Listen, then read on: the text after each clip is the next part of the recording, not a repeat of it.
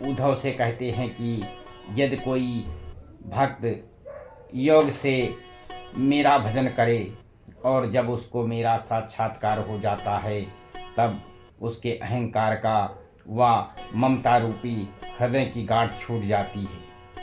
वे कहते हैं कि जो मेरा परम भक्त है उसको मैं अनेक वैभव देना चाहता हूँ।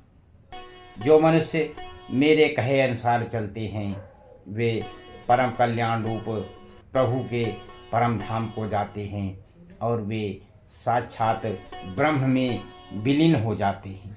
इस प्रकार से मनुष्य को चाहिए कि वे इस वेद के बताए हुए कथन के अनुसार अपना आचरण करे, जिससे उसकी मुक्ति संभव हो सके। भज मन नारायण नारायण हरि हरि, लक्ष्मी नारायण नारायण हरि हरि, तेरी लीला सबसे न्यारी न्यारी की। भगवान के नाम का जप और स्मरण बहुत शुभ फल देता है। तो भगवत कृपा प्राप्त करने के लिए सबसे उत्तम साधन है कि भगवान का भली भांति जप करें। आज एकादशी का व्रत है। एकादशी के दिन लक्ष्मी नारायण का यथा संभव अधिक से अधिक जाप करना चाहिए। इससे जीवन का पाप ताप समर जाता है और सब पाप ताप नष्ट हो करके और जीवन खुशहाल हो जाता है। तो इस अवसर पर एकादशी का जो लोग व्रत रहते हैं वो लोग तो बहुत ही पुण्य के भागी होते हैं और इस जीवन में तो आनंद करते ही हैं, अगले जीवन को भी अपना अच्छा बनाते हैं। इसी अवसर पर एक कथा में चलते हैं। सुनि मुन कथा पुनीत पुरानी, जो गिरजापति प्रतिशंभु बखानी, विश्व विदिते के कह देसु, सत्य के तु तहाँ बसई नरेसु। धर्म धुरंधर नीत निधाना, तेज प्रतापशील बलवाना, तेह के भय जुगल सित वीरा, सब गुण धाम महारन धीरा। हे मुनि, वो पवित्र और प्राचीन कथा सुनो जो शिव जी ने पार्वती को सुनाई थी। और संसार में प्रसिद्ध एक ये कैकय देश है जहाँ सत्यकेत नाम का एक राजा राज्य करता था। वो धर्म को धारण करने वाला था और नीतियों का खान था। तेजस्वी और प्रतापी सुशील बलवान उसके दो वीर पुत्र हुए जो गुणों के भंडार और बड़े ही वीर विजयी थे। राजधनी जो जेठ सुता ही नाम प्रताप भान सिता ही, अपर सुत ही अरिमर्दन नामा, भुजबल अतुल अचल संग्रामा।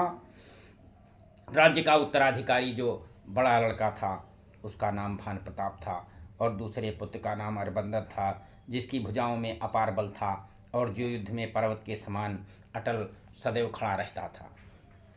भाई है परम सभीति, सकल दोष छल वर्जित प्रीति, जेठे सुतहि राज नप दीना, हर हित आप गवन बन कीना। इस प्रकार से अपने पुत्रों को तेजस्वी और प्रतापी जानकर राजा ने बड़े लड़के को जो है अपना राज्य दे करके और भगवान के ध्यान के लिए राज्य छोड़ छाड़ करके अपने परिवार के साथ वन के लिए चल दिए।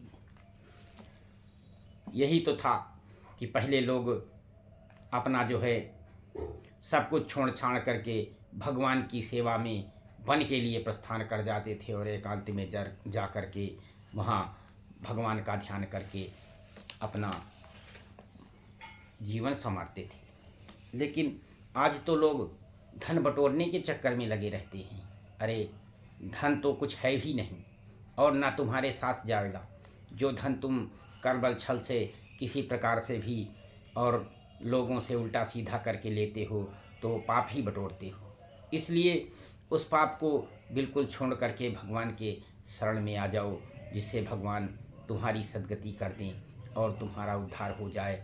जीवन में आगे चल करके तुमको अनेक नरकों में ना भटकना पड़े और अपना जीवन आनंद के साथ बिताइए।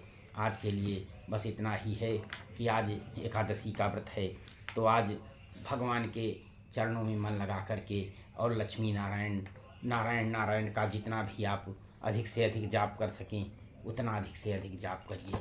सीता राम राम राम राजा राम राम राम, लक्ष्मी नारायण नारायण हरि हरि, तेरी लीला सबसे न्यारी न्यारी, हरि हरि लक्ष्मी नारायण नारायण हरि हरि।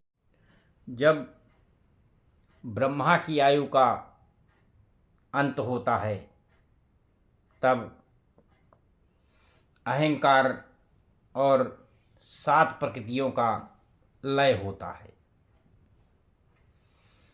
उस समय 100 सालों तक पानी नहीं बरसता है, जिससे पृथ्वी पर कोई अन्न नहीं पैदा होता और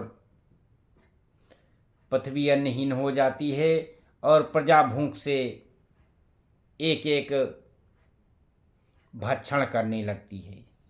इस प्रकार से एक दूसरे को ही लोग भक्षण करने लगते हैं, एक दूसरे को ही खाने लगते हैं। इस प्रकार सहज में प्रजा नष्ट हो जाती है। फिर प्रलय काल का सूर्य समुद्र और पृथ्वी को रसों से सींच देता है।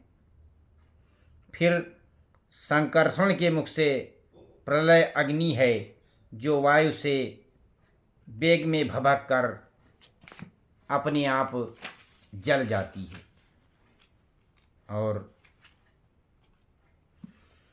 इस जो पूरा शून्य आकाश मंडल है और 7 पाताल, इनको सबको अग्नि भस्म कर देती है।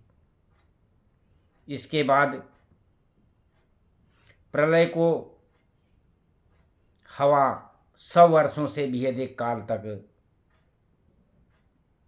चलती है। उस समय आकाश धूमवर्ण हो जाएगा। फिर मेघों बादलों के समूह 100 वर्ष पर्यंत वर्षा करेंगे। तब ब्रह्मांड के भीतर का सत जगत पूरे जल जल ही हो जाएगा और उसमें पानी के अलावा और कुछ नहीं रहेगा ही नहीं। पानी के रस को जब तेज निगल जाएगा तब तेज के रूप को हवा, पवन के स्पर्श, गुण को आकाश, आकाश के शब्द, गुण तामस से अहंकार इंद्रियों को वृत्तियों के साथ, राजस अहंकार इंद्रियों के देवताओं को सात्विक अहंकार निगल जाएगा। इन तीनों अहंकारों को महत्व निगल जाएगा और महत्व को सब सद्गुण निगल जाएंगे और आदि गुणों की माया इनको सबको निगल जाएगी। यह माया लय नहीं होती। तब आत्यांतिक प्रलय वर्णन करते हैं। मोक्ष को ही आत्यांतिक प्रलय है।